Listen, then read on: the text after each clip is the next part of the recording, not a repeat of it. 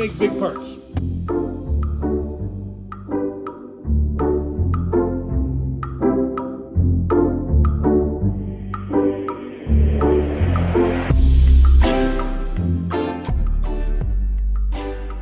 This is a big part with severe undercuts on the ID on both ends.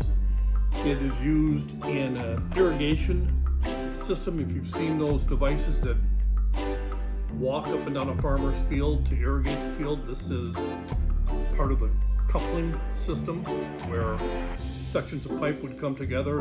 It's under a good amount of pressure from the water pressure buildup in the pipes, and so we've been making this for quite a while in pretty high volume.